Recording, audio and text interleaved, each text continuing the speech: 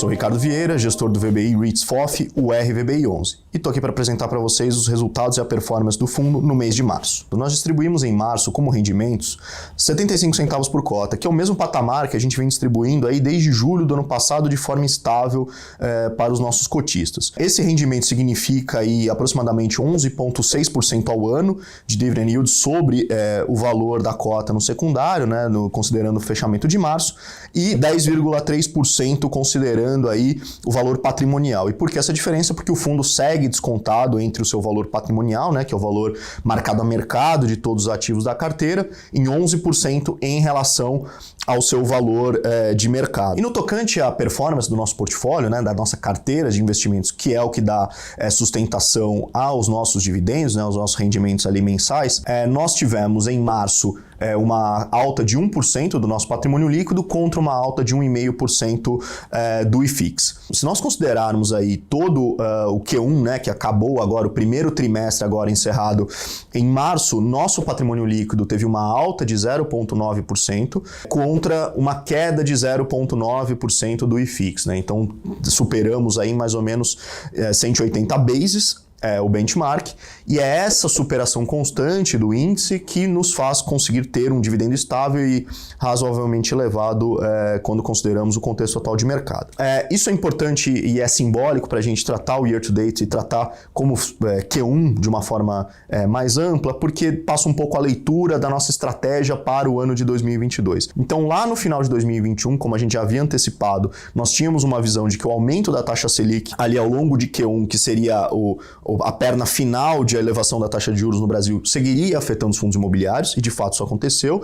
o que se reflete sobre a queda do IFIX, por exemplo, é um dos principais indicadores que confirmam isso, e nós nos preparamos através de um portfólio defensivo, descorrelacionado do índice, e que ao mesmo tempo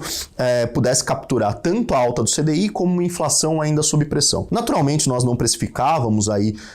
a guerra da Ucrânia, então era algo que já passava no radar dos investidores e dos gestores, mas que ainda não estava materializado, e de qualquer forma, um cenário desse conflito que potencializa a inflação e naturalmente traz na sua esteira a maior pressão para a elevação dos juros, acaba confirmando e ratificando a necessidade de um portfólio defensivo mais vinculado a papel, que transmita a inflação e o aumento da inflação e da taxa de juros diretamente ali aos seus rendimentos. Em contrapartida, o que acontece em momentos como esse? Fundos de tijolo acabam sofrendo mais, e quando você está protegido com esse portfólio, você acaba esperando esse tijolo se desvalorizar na outra ponta para que você possa fazer a transição de um portfólio mais de papel para um portfólio mais de tijolo. Essa é a nossa estratégia, já indicada desde o final do ano passado, em que a gente se protege no papel e espera essa perna final de desvalorização do tijolo. A nossa leitura é que a taxa Selic já está batendo no seu pico, por mais que ainda possa chegar a 13, pouco mais do que isso, enfim, ninguém sabe ainda precisar com exatidão. Nenhum momento em que isso vai acontecer, vai depender muito das respostas de inflação, e aí isso entra o cenário macro interno e externo, mas ao mesmo tempo a gente vê que a principal fase de elevação da Selic proporcionalmente já passou. Então a nossa ideia agora é seguir nos protegendo e gradualmente migrar para o tijolo. Então, principalmente ao longo do segundo semestre, óbvio, tudo mais constante, isso é passível de constantes revisões por parte do time de gestão, é possível que você já comece a ver no portfólio do RVBI um maior aumento da participação do tijolo para capturar esse retorno que pode acontecer no médio, no curto ou até mesmo no longo prazo, mas que a gente espera estar entrando no low do mercado de forma geral para o tijolo, que na nossa leitura está extremamente descontado. Cabe destacar também que tijolo descontado de forma generalizada não é uma realidade na nossa visão, então eles estão descontados de maneira geral, mas pontualmente alguns de fato vão se recuperar mais rápido, de forma mais intensa, e outros tendem a sofrer de forma mais estrutural, dado um contexto de uma economia razoavelmente mais frágil, em um contexto de alta de juros e de inflação.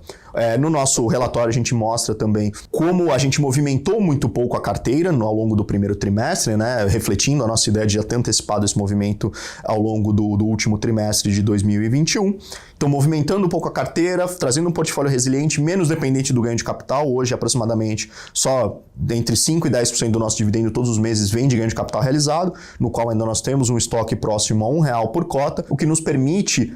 passar por esse período ainda de desafios para os fundos imobiliários, mantendo o dividendo estável para que ali no momento da retomada, especialmente do tijolo, que é de onde vai vir o grande alfa aí o que a gente estima que a partir do segundo semestre, não necessariamente no segundo semestre, mas que tende a atingir o seu ponto mais baixo no momento em que termina o ciclo de alta da Selic, a gente fazer esse shift, né, no portfólio, jogar mais para tijolo, e aí aproveitar ao longo do tempo essa recuperação, e enquanto isso nós vamos nos protegendo em ativos de papel, que nos dão um bom carrego, nos tornam pouco dependentes